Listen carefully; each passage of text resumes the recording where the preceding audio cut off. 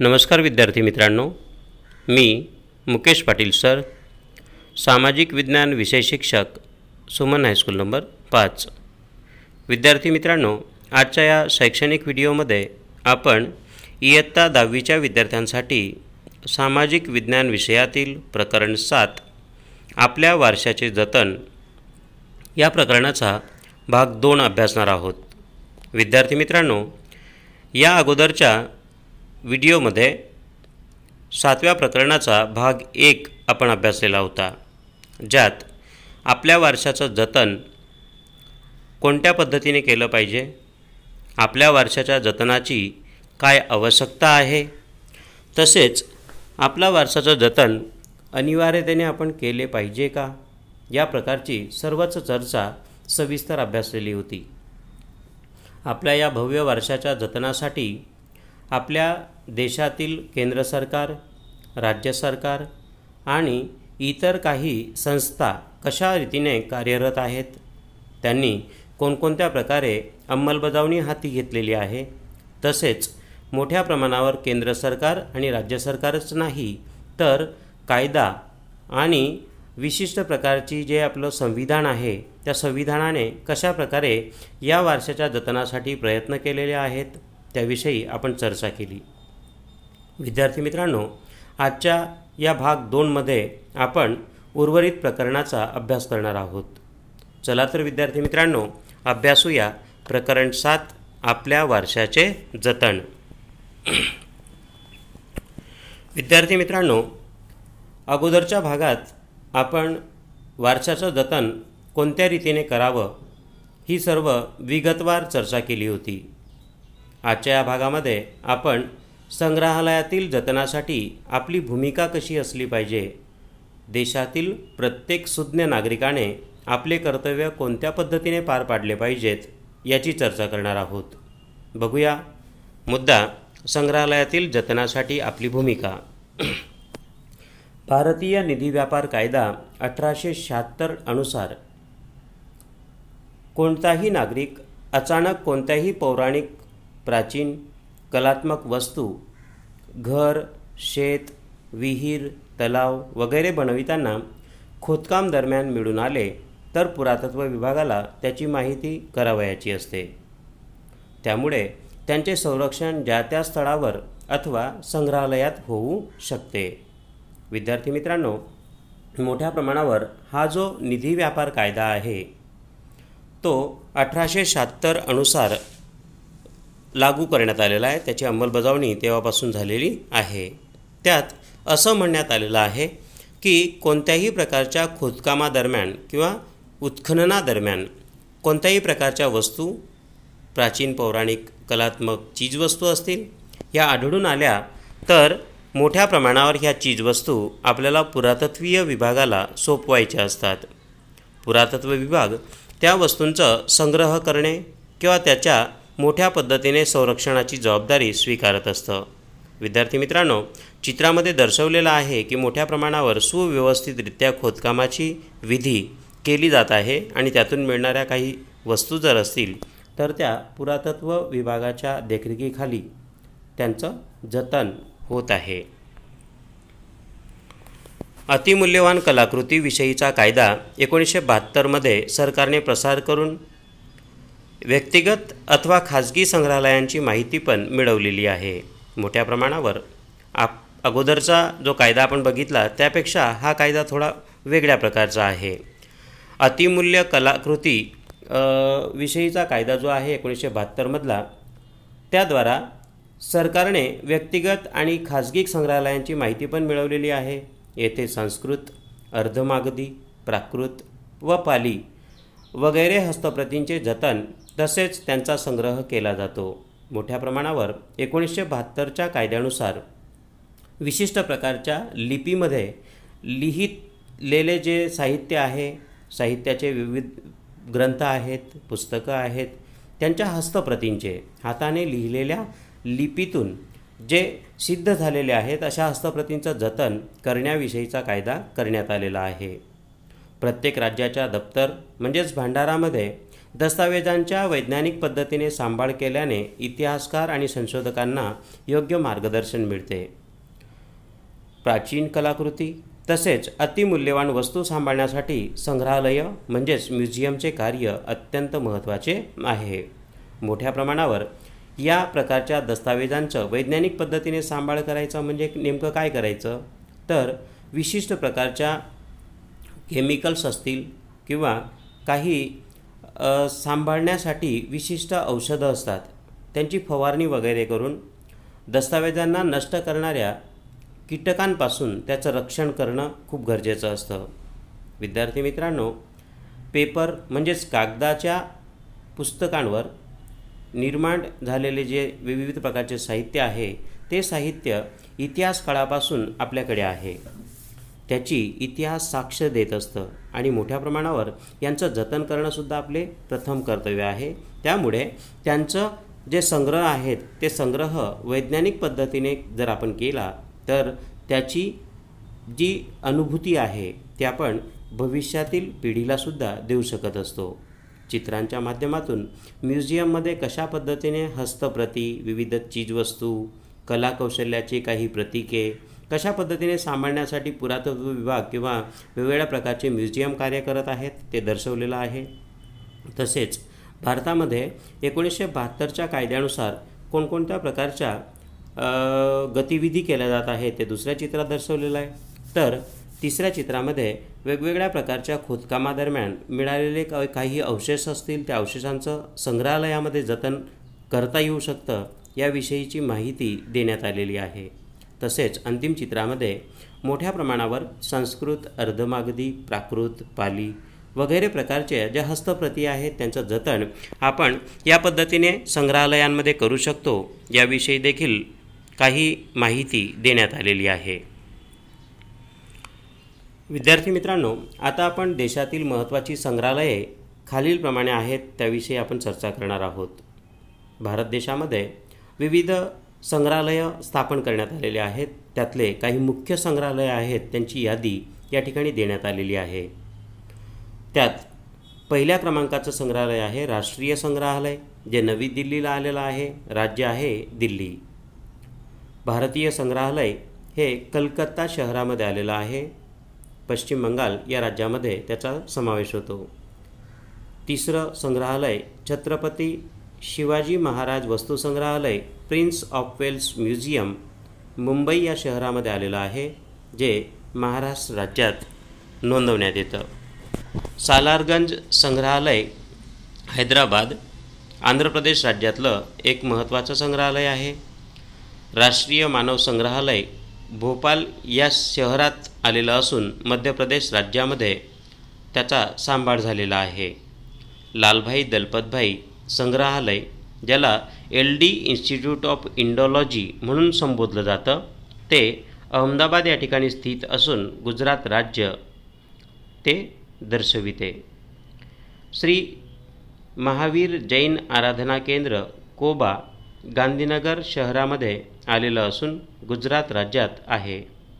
श्री हेमचंद्राचार्य ग्रंथालय पाटण या शहरात आलेले असून गुजरातचेच ते प्रतिनिधित्व करते. तर वडोदरा म्युझियम आणि पिक्चर गॅलरी ही वडोदरामध्ये आलेली असून गुजरात राज्यामध्ये मोठ्या प्रमाणावर हे संग्रहालय आलेले आहे. अशा प्रकारे या सर्व संग्रहालयांचे जतन आणि संरक्षणाची जबाबदारी देशाच्या सरकारबरोबरच आपली सर्वांची पण आहे. हे आपले प्रथम कर्तव्यसुद्धा आहे, पवित्र कर्तव्य आहे. अशा पद्धतीने चित्रामध्ये काही संग्रहालय जे आहेत ते देण्यात आलेली आहेत. नवी दिल्लीमध्ये असलेलं, कलकत्त्यामध्ये असलेलं, मुंबई, हैदराबाद यांची चित्रासहित माहिती आपल्याला खालील चित्रामध्ये मिळू शकते. विद्यार्थी मित्रांनो, उर्वरित काही जे संग्रहालय होते जे भोपाळमध्ये आलेलं आहे राष्ट्रीय मानव संग्रहालय, तसेच रेल्वे वारशाचे प्रदर्शन करणारे संग्रहालय जे नवी दिल्लीला आहे ते सुद्धा या ठिकाणी चित्राच्या माध्यमातून आपल्यासाठी ठेवण्यात आलेलं आहे. आता विद्यार्थी मित्रांनो, आपण वारशाच्या जतनासाठी आपली भूमिका काय आहे त्याविषयी चर्चा करूया. प्रत्येक नागरिकाने, प्रत्येक विद्यार्थ्याने आपल्या देशाच्या वारशांच्या जतनासाठी स्वतःची भूमिका, पवित्र कर्तव्य पार पाडले पाहिजे. भारताच्या भव्य भूतकालीन वारशाला टिकवण्यासाठी केंद्र आणि राज्य सरकार तसेच युनेस्को आणि निमसरकारी संस्था स्वतःची कर्तव्य योग्य रीतीने निभावत आहेत. सर्वात महत्त्वाची जबाबदारी आपल्या सर्वांची आहे. सर्वच सरकारी आणि बिनसरकारी संस्था मोठ्या प्रमाणावर वारशाच्या जतनासाठी प्रयत्नशील आहेत, परंतु आपणही कर्तव्य पार पाडणं खूप गरजेचं आहे. सर्वात महत्त्वाची जबाबदारी आपली मांडण्यासारखी आहे. शाळा कॉलेजामध्ये शिक्षक वर्गखंडात भारताचा भव्य वारशाचा परिचय देत असतात. मोठ्या प्रमाणावर शिक्षकांद्वारा आपल्या भारताच्या भव्य वारशाची प्रचिती आपल्यासमोर मांडली जात असते. आपल्याला कोणकोणत्या प्रकारचे वारसे लाभलेले आहेत, किती वारसे आपल्याला लाभलेले आहेत, जवळपास 5000पेक्षा जास्त सांस्कृतिक वारशाच्या स्थळांचा परिचय आपल्याला झालेला आहे. अशा प्रकारच्या मोठ्या प्रमाणावर वारशांचा परिचय शिक्षकांद्वारा, कॉलेजच्या प्राध्यापकांच्याद्वारा आपल्यापर्यंत पोचत असतो. विद्यार्थ्यांनी पण अज्ञात स्मारके की जे अजूनही कोणत्याही पुरातत्वीय विभागाच्या लक्षात आलेले नाहीत, अशा प्रकारच्या अज्ञात स्मारकांचा, स्थळांचा, पुरातत्व स्थळांना ओळखून त्यांचे सांभाळ आणि संरक्षणामध्ये मदत करायला पाहिजे.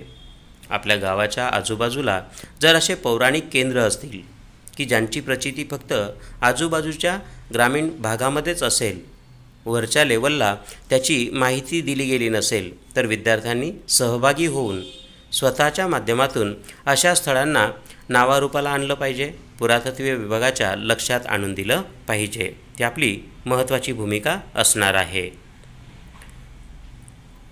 वारशांची यादी तयार करून जागृत राहणे, चौकस राहणे, म्हणजे मोठ्या प्रमाणावर वारशाची केंद्र कुठे आहेत, जी केंद्र लक्षात आलेली नाहीत, अज्ञात आहेत, अशा वारशांच्या स्थळांची यादी तयार करायला पाहिजे. त्यांच्या जतनाविषयी थोडं चौकस राहायला पाहिजे. स्मारके नष्ट होऊ नयेत, त्यांची तोडफोड होऊ नये, ते चोरी होऊ नयेत, त्यासाठी काळजी घेणे आणि सतत अध्ययनशील राहणे आवश्यक आहे. विद्यार्थ्यांची ही पवित्र कर्तव्य असली पाहिजेत की ज्यांनी मोठ्या प्रमाणावर आपल्यासाठी भूतकाळामध्ये अशा वारशांची घडण केलेली आहे. त्यांच्या या कलेला नष्ट करणारे कोणी असतील, त्या कलेला कदाचित विदेशामध्ये विकलं जात असेल, त्याची चोरी केली जात असेल, त्यावर नेहमी आपलं लक्ष असलं पाहिजे. आपण त्यांची काळजी घेतली पाहिजे. स्थानिक स्तरावर शाळा, कॉलेज आणि निमसरकारी संस्थेद्वारा ऐतिहासिक स्थळांच्या प्रवास, वक्तव्य, प्रदर्शने, चर्चासभांचे आयोजन करून आपल्या वारशाला लागणारी माहिती देऊन लोकजागृती आणणे आवश्यक आहे. मोठ्या प्रमाणावर नागरिकांना या सर्वच घटनांची कल्पना देखील नसते. मोठ्या प्रमाणावर लोकांमध्ये लोकजागृती आणण्याकरिता विविध उपक्रम राबवले गेले पाहिजेत. विविध शाळा, कॉलेजेस तसेच वेगवेगळ्या संस्थांच्याद्वारा ऐतिहासिक स्थळांचे प्रवास योजले पाहिजेत. त्यांच्या वक्तव्यात, प्रदर्शनांमध्ये, चर्चासभांमध्ये वेगवेगळ्या प्रकारची आयोजनं आखून लोकांच्या भागीदारी यांच्या वारशाच्या जतनामध्ये आपण घडवून आणल्या पाहिजेत. लोकांमध्ये जागृतीचं वातावरण निर्माण केलं पाहिजे. मोठ्या प्रमाणावर खालील चित्रांमध्ये पण त्याच प्रकारची अनुभूती देण्यात आलेली आहे की लोकांना वेगवेगळ्या माहिती आपण दिल्या पाहिजेत.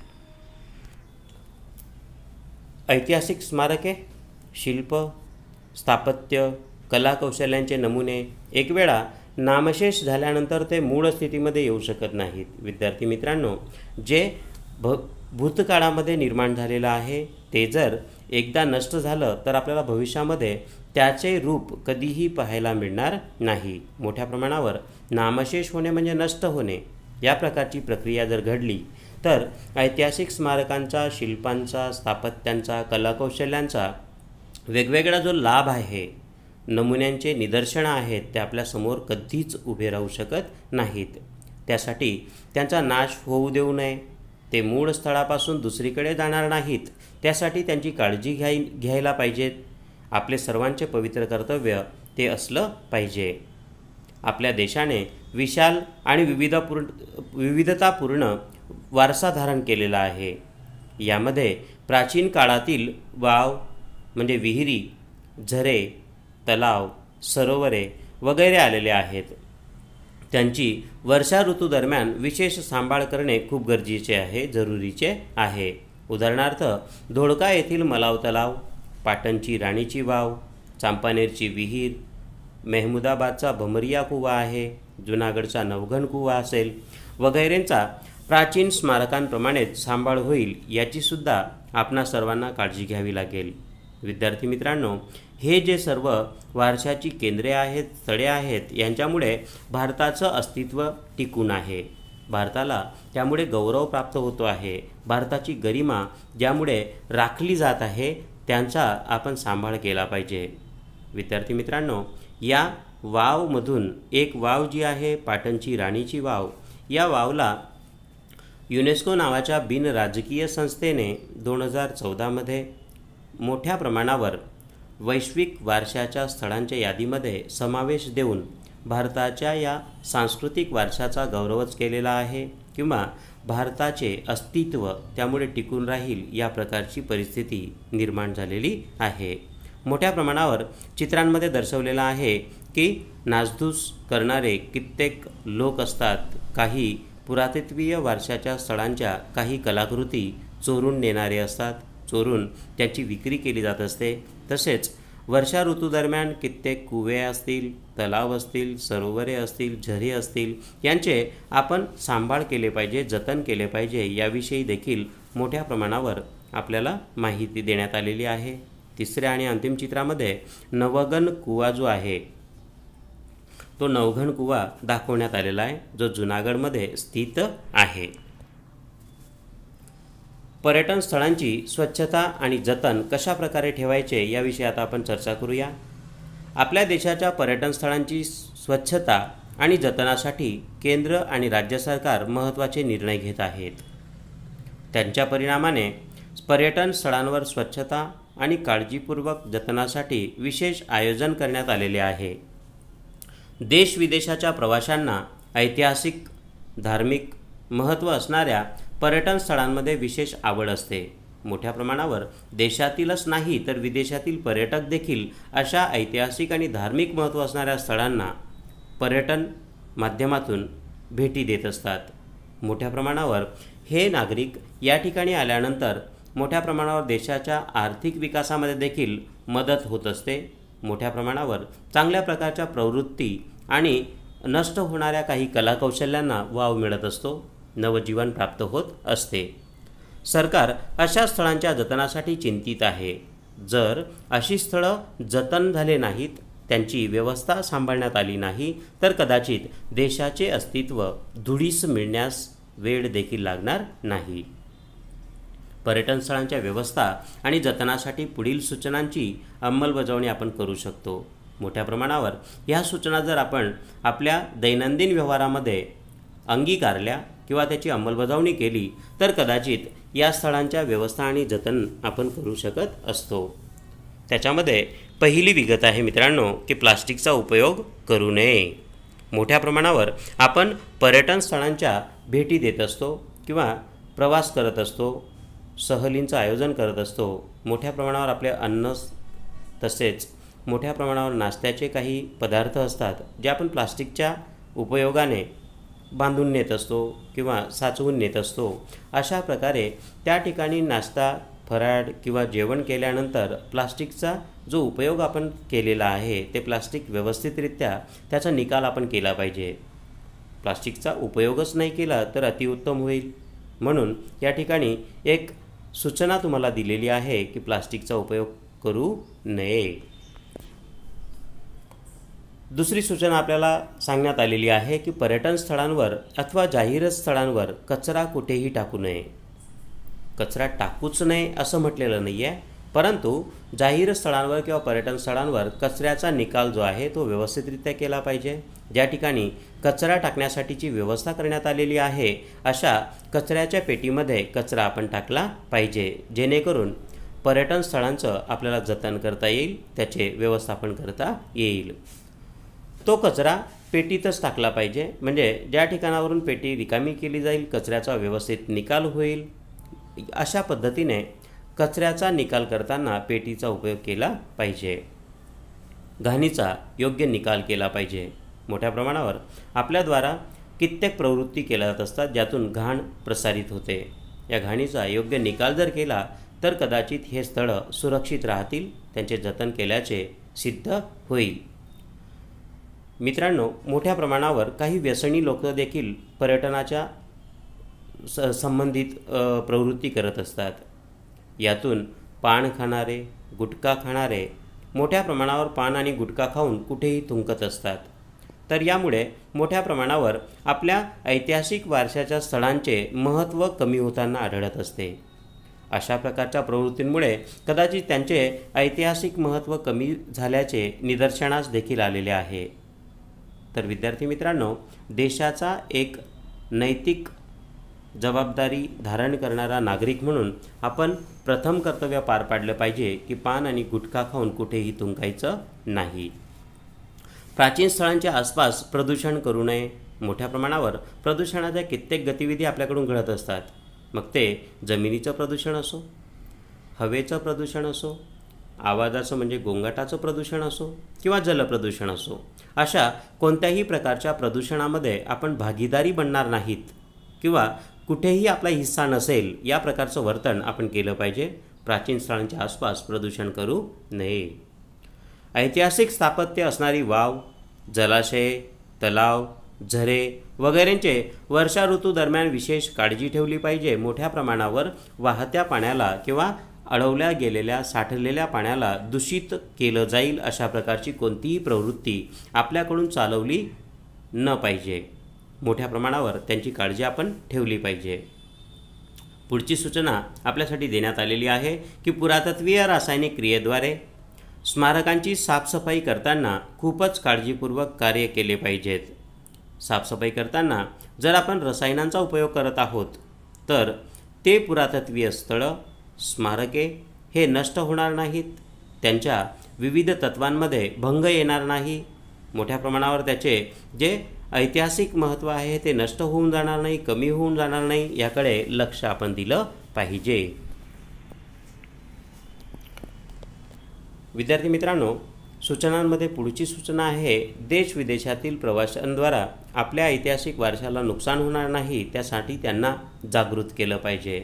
मोठ्या प्रमाणावर या पर्यटन उद्योगातून टुरिझम गाईड, टुरिझम मार्गदर्शक या प्रकारे ज्या वेगवेगळ्या व्यवसायांना चालना मिळत असते त्यातून विद्यार्थी या नात्याने आपण व्यवसाय जरी स्वीकारलेला असेल तरी अगोदर अशा प्रवाशांना आपण जागृत केलं पाहिजे की हा ऐतिहासिक वारसा जो आहे तो परत पुन्हा पुन्हा निर्माण होणारा नाही आहे. त्यामुळे त्याची आपल्याला जतनाची भूमिका कोणती असेल, कशा पद्धतीने आपण त्याचं जतन करू शकतो त्याविषयी त्यांना जागृत करणे खूप गरजेचे आहे. तसेच नैसर्गिक आपत्तीने पर्यटन स्थळांना नुकसान झाले तर त्यांना पुन्हा मूळ स्वरूपात आणण्यासाठी प्रयत्न केले पाहिजेत. मोठ्या प्रमाणावर नैसर्गिक आपत्ती असतात. पूर असेल, भूकंप असेल, ज्वालामुखी असेल, या प्रकारच्या काही नैसर्गिक आपत्तीने पर्यटन स्थळांचं नुकसान होताना आपल्याला दिसतं. विद्यार्थी मित्रांनो, महापुरांमुळे कित्येक मंदिरं नासधूस झालेले आपल्याला दिसत असतात. मागच्या काही गत वर्षांमध्ये आपण अभ्यासलेलं आहे की केदारनाथचं मंदिर कशा पद्धतीने उद्ध्वस्त झालेलं होतं, कोणत्या पद्धतीने केदारनाथच्या मंदिराला पुन्हा त्याचं मूळ स्वरूप प्राप्त करून देण्यात आलं हे सुद्धा आपण जवळून बघितलेलं आहे. तर अशा पद्धतीने नैसर्गिक आपत्तीने जर काही पर्यटन स्थळ नुकसानात जात असतील, त्यांचे नुकसान होत असेल तर त्यांना मूळ स्वरूप प्रदान करण्यासाठी आपण प्रयत्न केले पाहिजेत. आपल्याला समजून घ्यावे लागेल की पर्यटन स्थळांचे सौंदर्य, स्वच्छता आणि जतन आपल्या देशाला जगात प्रसिद्धी मिळवून देत असते, तसेच देशाला समृद्ध बनविते. भूतकाळातील वारशांच्या मूळ स्वरूपाला धोका निर्माण होणार नाही त्या रीतीने आधुनिक विज्ञान आणि टेक्नॉलॉजीच्या मदतीने त्यांचे जतन केले पाहिजे. मोठ्या प्रमाणावर आपण उदाहरण दाखल घेऊ शकतो की अजिंठा वेरूळच्या लेण्यांमध्ये काही भित्तिचित्र लेण्या आहेत. या चित्रांचा रंग नैसर्गिक रंग म्हणून त्या ठिकाणी वापरण्यात आलेला होता. आज हे रंग जे आहेत ते फिक्कट झालेले आहेत. मोठ्या प्रमाणावर चित्र अस्पष्ट दिसू लागलेले आहेत, तरीसुद्धा त्यांचे मूळ स्वरूप तसे आहे म्हणून त्या ठिकाणी पर्यटक येतात आणि त्याचं मार्गदर्शन घेतात. मोठ्या प्रमाणावर जर याला पेंटिंग किंवा रिपेंटिंग करण्याचा प्रयत्न केला तर कदाचित त्याचं ऐतिहासिक महत्त्व राहणार नाही किंवा मूळ स्वरूप नष्ट झाल्यासारखे वाटेल. विद्यार्थी मित्रांनो, अशा पद्धतीने मोठ्या प्रमाणावर जर वेगवेगळ्या स्थळांचे जतन आपण केले तर मोठ्या प्रमाणावर आपली भूमिका आपण पार पाडत आहोत असं होईल. आता आपण भारतात विविधतेत एकता हा पुढचा मुद्दा जो आहे तो अभ्यासूया. जगातील अतिप्राचीन संस्कृतींपैकी एक भारतीय संस्कृती समृद्ध आणि विविधतासभर वारसा असलेली संस्कृती आहे. भारतातील विविधताच जगात त्याची विशिष्ट ओळख आहे. विविध जाती, धर्म, रीतिरिवाज, संस्कृती, भाषा वगैरेंचा समन्वय भारतात झालेला आहे. भारत अनेक प्रकारची विविधता असणारा देश असूनसुद्धा तो समृद्ध आणि समन्वित स्वरूपाच्या संस्कृतीची निर्मिती करू शकलेला आहे. मोठ्या प्रमाणावर भारतामध्ये वेगवेगळ्या प्रकारच्या जाती आहेत, धर्म आहेत, रीतिरिवाज आहेत, संस्कृती आहे, तसेच वेगवेगळ्या भाषा बोलणारे लोक आपल्या देशामध्ये वसलेले आहेत. तरीसुद्धा समन्वयपूर्ण संस्कृतीचं उद्गम या ठिकाणी झालेलं आहे. तीसुद्धा भारतासाठी एक मोलाची बाब म्हणता येईल. विद्यार्थी मित्रांनो, अतिप्राचीन संस्कृती, सर्वच संस्कृत्यांची जननी आपली भारतीय संस्कृती आहे असे आपण म्हणत असतो. आणि अशा प्रकारच्या विविधतासभर असलेला वारसा, आपला संस्कृतीचा वारसा आपण जपून ठेवलेला आहे. मोठ्या प्रमाणावर विविधतेने नटलेला आपला भारत देश विविधतेत एकतेचे दर्शन घडवितो, हे सुद्धा गर्वाने सांगण्यासारखी बाब म्हणता येईल. भारत अनेक प्रकारची विविधता असणारा देश असूनसुद्धा तो समृद्ध आणि समन्वित स्वरूपाच्या संस्कृतीची निर्मिती करू शकलेला आहे. हे आपण काही प्राचीन घटनांवरून देखील म्हणू शकतो. आपल्या भारताला सुरुवातीच्या काळामध्ये सोने की चिडिया, सोन्याचा धूर निघत होता, अशा प्रकारचे वर्णन आपल्या भारतासाठी केले जात होते. त्याच्या आकर्षणातून कित्येक विदेशी प्रजा भारत देशावर आक्रमण करू लागल्या. आक्रमणातून भारताचं काही प्रमाणात नुकसान देखील झालेलं होतं, परंतु कित्येक प्रजा भारताच्या विजयानंतर मोठ्या प्रमाणावर या ठिकाणी वास्तव्य करायला लागल्या आणि त्यांना देखील भारतीय संस्कृतीने स्वीकार करून घेतलेला होता किंवा त्यांचा स्वीकार करून त्यांना समन्वित स्वरूपाच्या संस्कृतीमध्ये सामावून घेतलेलं होतं. भारताने वसुधैव कुटुंबकमच्या भावनेला जगात साकार केलेले आहे. अवघे विश्व जणू काही एखाद्या कुटुंबाप्रमाणे आहे असा त्याचा अर्थ होतो. सर्व विश्व हे एक विशाल कुटुंब आहे, ही भावना भारतात वेदकाळापासून प्रचलित आहे. भारतामध्ये सगळ्यात अगोदरचे प्राचीन संदर्भ ग्रंथ जे निर्माण झाले ते वेद म्हटले जातात. या चारही वेदांच्या काळांपासूनच असं म्हटलं जातं की हे सर्व विश्व जे काय आहे ते एक विशाल कुटुंबाप्रमाणे आहे. वसुधैव कुटुंबकम असं त्याला थोडक्यात म्हटलं जातं. त्यामध्ये असा विचार मांडण्यात आलेला होता की आम्हाला चारही दिशेकडून चांगला आणि शुभ विचार प्राप्त व्हावा, असा ऋग्वेदाचा संदेश भारतीय संस्कृतीची विशालता आणि व्यापकतेचे दर्शन घडवित असतो. मोठ्या प्रमाणावर 4 वेदांपैकी सगळ्यात जुना आणि प्राचीन वेद जो होता तो ऋग्वेद होता. ऋग्वेदामध्ये काही ऋचा मांडलेल्या होत्या आणि त्या ऋचांच्या अर्थामध्ये असं म्हणण्यात आलेलं होतं की आम्हाला चारही दिशेकडून चांगला आणि शुभ विचार प्राप्त व्हावा, अशी अपेक्षा त्यामध्ये करण्यात आलेली होती. आणि चारही दिशा म्हणजे काय मग, तर संपूर्ण विश्व, जगातून चांगले विचार आपल्यापर्यंत पोचले पाहिजेत, सगळ्यांचंच भलं झालं पाहिजे, चांगलं झालं पाहिजे, अशा विशालता असणारे, व्यापकता असणारे विचार देखील त्यात मांडण्यात आलेले होते. भारताने धार्मिक सहिष्णुतेचा प्रसार जगात केलेला आहे. मोठ्या प्रमाणावर एक धर्म हा नसला पाहिजे, वेगवेगळ्या धर्मांचं स्थान हे महत्त्वाचं असतं, हे भारताच्या प्राचीन संस्कृतीने अगोदरपासूनच सांगण्याचा प्रयत्न केलेला आहे. स्वामी विवेकानंद, ज्यांना आपण युवानांचे नेता म्हणतो, स्वामी विवेकानंदांनी शिकागो म्हणजे अमेरिकेमध्ये भरलेल्या विश्वधर्म परिषदेमध्ये सांगितले होते की मला सांगताना गर्व होतो आहे की ज्या धर्माचा मी प्रतिनिधी आहे तो धर्म जगाला सहिष्णुता आणि विश्वबंधुत्वाचा पाठ शिकवित आहे. मोठ्या प्रमाणावर विवेकानंदांनी असे विचार, अमोघ विचार त्या ठिकाणी मांडलेले होते की माझा धर्म हा श्रेष्ठ धर्म आहे, तो सर्व जगाला सहिष्णुतेचा आणि विश्व बंधुत्वाचा पाठ शिकवितो आणि म्हणून मला गर्व होतो, अशा प्रकारचे विचार जे होते ते त्या ठिकाणी जाऊन त्यांनी छातीठोक पद्धतीने मांडलेले होते. भारत एक बिनसांप्रदायिक देश आहे. बिनसांप्रदायिक याचा अर्थ असा होतो मित्रांनो की भारत देशाने कोणत्याही एका धर्माला विशिष्ट स्थान दिलेलं नाही. भारताच्या राज्यघटनेप्रमाणे सर्व धर्म समान आहेत. सर्व धर्मांप्रती समभाव भारताच्या राज्यघटनेने स्वीकारलेला आहे. म्हणून भारत एक बिनसांप्रदायिक देश आहे असे म्हटले जाते. धर्माच्या दृष्टीने भारत संसाराच्या प्रमुख धर्मांच्या संमिश्रणाची भूमी राहिलेला आहे.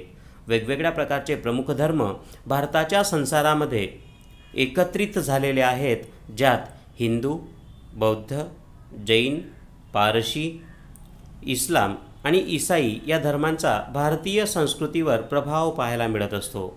वेगवेगळ्या धर्माचे लोक आपल्या देशात वसलेले आहेत. प्राचीन काळापासून ते एकत्रित नांदत आलेले आहेत. त्यांच्या या एकत्र नांदण्यातून आपली जी संस्कृती घडलेली आहे ही सर्वसमावेशक संस्कृती आहे, सहिष्णुता आणि विश्वबंधुत्व असणारी संस्कृती आहे असे देखील म्हटले जाते. अशा समन्वित धार्मिक वातावरणातून निर्माण झालेली संस्कृती म्हणजे भारतीय संस्कृती. विद्यार्थी मित्रांनो, बाजूच्या चित्रांमध्ये आपण बघू शकतो की शिकागोमध्ये भरलेल्या धर्म परिषदेमध्ये विवेकानंदांनी भारताचा गौरव कसा वाढवलेला होता. तसेच दुसऱ्या चित्रामध्ये आपण बघू शकतो आहे की भारताच्या वारशाचं किती अमोघ स्वरूप त्या ठिकाणी दर्शवण्यात आलेलं आहे, ज्यात कला आहेत, संस्कृती आहे, वारशाची केंद्रे आहेत आणि त्यातून समोर दिसणारी जी पंक्तीमध्ये उभे असलेले 5 व्यक्ती आहेत ते वेगवेगळ्या धर्माचं दर्शन घडवितात. वेगवेगळ्या धर्माचे ते प्रतिनिधी आहेत आणि सगळ्यांनी हातात हात मिळवून आपल्या देशाला पुढे घेऊन जाण्याची प्रतिज्ञा त्या ठिकाणी चालवलेली आहे असे या चित्रातून आपल्याला दर्शविले जात आहे. प्राचीन भारताच्या ज्योतिर्धरांनी म्हणजे आपल्या भारताच्या संस्कृतीमध्ये ज्यांचं योगदान आहे त्या लोकांनी देखील भारताच्या एकतेवर भर देऊन देशाला भारतवर्ष असे नाव दिलेले होते, जे खूप विशाल नाव म्हणून ओळखले जाते. पवित्र मानल्या जाणाऱ्या 7 नद्यांचा समावेश भारतात रचलेल्या प्रार्थनेमध्ये पण झालेला आहे. ऋषीमुनी, सुफी संत, स्वामी विवेकानंद, दयानंद सरस्वती आणि महात्मा गांधी यांसारख्या युगपुरुषांनी नेहमी शांती, समन्वय आणि विश्वबंधुत्वाच्या चर्चेवरच भर दिलेला आहे. मोठ्या प्रमाणावर अगदी प्राचीन काळातील ज्योतिर्धरांपासून तर आजच्या वेगवेगळ्या समाजसुधारकांपर्यंतची यादी आपण पाहतो आहोत की ज्यांनी मोठ्या प्रमाणावर शांती, समन्वय आणि विश्वबंधुत्वाच्या चर्चेवर भर दिला होता आणि या चर्चेतून आपल्या भारतवर्षाची संस्कृती घडलेली आहे, संस्कृती बनलेली आहे. हेच आपलं दैव आहे, नशीब आहे आणि आपली संस्कृती अति महत्त्वपूर्ण यामुळे झालेली आहे. विविधतेत एकता ही भारतीय संस्कृतीची वेगळी विशेषता आहे. मोठ्या प्रमाणावर आपल्या देशात वेगवेगळेपणा असून देखील एकतेचं दर्शन आपल्या देशामध्ये घडते, ते महत्त्वाची बाब म्हणून ओळखण्यासारखे आहे. तसाच आपल्या देशामध्ये मोठ्या प्रमाणावर महासागरामध्ये जशा नद्यांचा संगम होतो तसाच आपल्या देशात विविध धर्म, संप्रदाय, जाती, भाषा, रीतिरिवाज, परंपरा आणि उत्सवांचे संमिश्रण पाहायला मिळते. वेगवेगळ्या जातींप्रमाणे, वेगवेगळ्या धर्मांप्रमाणे, भाषांप्रमाणे, रीतिरिवाजांप्रमाणे, परंपरांप्रमाणे काही उत्सव आपल्या देशामध्ये वर्षभर राबवले जात असतात. या उत्सवांमध्ये सर्वच जाती धर्माचे लोक एकत्र येताना दिसतात आणि भारताच्या संस्कृतीला पूर्ण रूप देण्याचं ते प्रयत्न करत असतात. भारतात विविध लोक सहअस्तित्वाच्या भावनेने स्वतःचे जीवन जगत असतात. भारतीय लोकांनी आपल्या विशिष्टतेचे संवर्धन आणि जतन केलेले आहे, हे अद्वितीय आहे. मोठ्या प्रमाणावर वेगवेगळ्या जातीच्या, वेगवेगळ्या धर्माच्या वेगवेगळ्या उत्सवांना राबवित असताना, साजरे करत असताना मोठ्या प्रमाणावर एकतेचं दर्शन घडणं ही खूप मोलाची बाब आहे. मोठ्या प्रमाणावर हिंदूंच्या सणांमध्ये मुस्लिम किंवा इतर धार्मिक जनतेचं एकरूप होणं, तसेच मुस्लिमांच्या सणांमध्ये इतर समाजांचं, इतर धर्मांच्या लोकांचं एकत्र येणं हे एकतेचं दर्शन घडविणारी संस्कृती दर्शनं आहेत किंवा महत्त्वाच्या संस्कृतीचं एक रूप या ठिकाणी घडलेलं आहे। अशा पद्धतीने भारतामध्ये वेगवेगळ्या प्रकारच्या विविधता असून देखील एकतेचं दर्शन घडतं हे आपण चांगल्या पद्धतीने स्वीकारू शकतो किंवा इतरांना पटवून सांगू शकतो। विद्यार्थी मित्रांनो, याप्रमाणे आपण प्रकरण 7चा भाग 2 अभ्यासलेला आहे। विद्यार्थी मित्रांनो, भाग 1 आणि भाग 2 दोन्ही टप्पे आपणास चांगल्या पद्धतीने समजले असतील। आपण आता समोर दिलेला जो स्वाध्याय आहे तो आपल्या स्वाध्यायाच्या वहीमध्ये सविस्तर लिहायचा आहे। सुरुवातीच्या प्रश्नामध्ये 4 प्रश्नांची उत्तरं आपल्याला सविस्तर पद्धतीने मांडायची आहेत, जे 4 मार्कांच्या साठी असतील अशा पद्धतीने उत्तरं लिहायची आहेत। दुसऱ्या प्रश्नामध्ये मुद्देसूद उत्तरं लिहायची आहेत की जे 3 मार्कासाठी कदाचित बनतील, अशा पद्धतीचे मार्क या ठिकाणी मिळू शकतील तुम्हाला, तशी उत्तरं त्या ठिकाणी द्यायची आहेत। तिसऱ्या प्रश्नामध्ये थोडक्यात उत्तरं लिहिण्यासाठी एक प्रश्न विचारलेला आहे, ज्यात एकंदर 5 प्रश्न विचारण्यात आलेले आहेत। या 5ही प्रश्नांचे उत्तरं 2-2 मार्कासाठी उत्तर आवश्यक असेल एवढे लिहायचे आहेत। चौथ्या प्रश्नांतर्गत काही विकल्प असणारी उत्तरं दिलेली आहेत, त्या उत्तरांमधून सत्य विकल्प समोर निवडून उत्तरं मांडायची आहेत। सुरुवातीला जोड्या लावाचा एक प्रश्न आहे, ज्यामध्ये काही ग्रंथालयांची, संग्रहालयांची नावं दिलेली आहेत आणि समोर शहरांची नावं आहेत, ते जुळवून लिहायची आहेत। तर नवीन प्रश्नामध्ये जे विधान खरं असेल किंवा खोटं विधान जे आहे त्याला निवडून लिहायचं आहे। काही अंतिम प्रश्नामध्ये प्रदूषणाचे प्रकार दिलेले आहेत, तर कोणत्या प्रदूषणामुळे ताजमहलचा श्वेत रंग हा आरस फिक्कट किंवा पिवळसर पडत होता त्याचं कारण विचारलेलं आहे, तर ते सुद्धा आपण उत्तर दाखल मांडायचं आहे। अशा पद्धतीने आजचा पाठ तुम्हाला चांगल्या रीतीने समजला असेल हे मी गृहीत मानतो आणि आपले आभार मानतो। विद्यार्थी मित्रांनो, या ठिकाणी जे शेवटचं चित्र आपण घेतलेलं आहे ते आपल्या भव्य वारशाचं चित्र आहे। वेगवेगळ्या प्रकारचा वारसा दर्शविणारं हे चित्र, तसेच विविधतेमध्ये एकतेचं दर्शन घडविणारं देखील त्यात चित्र देण्यात आलेलं आहे। समोरच्या पंक्तीमध्ये उभे असणारे नवयुवक वेगवेगळ्या धर्माचे दर्शविण्यात आलेले आहेत आणि वेगवेगळ्या धर्माच्या विविधता असणाऱ्या संस्कृतीमध्ये कशा प्रकारचे एकता आहे किंवा कशा प्रकारे एकतेचं दर्शन घडते ते सुद्धा या ठिकाणी दर्शवलेलं आहे। अशी ही संस्कृती अशीच टिकून राहावी यासाठी शुभेच्छा। धन्यवाद मित्रांनो।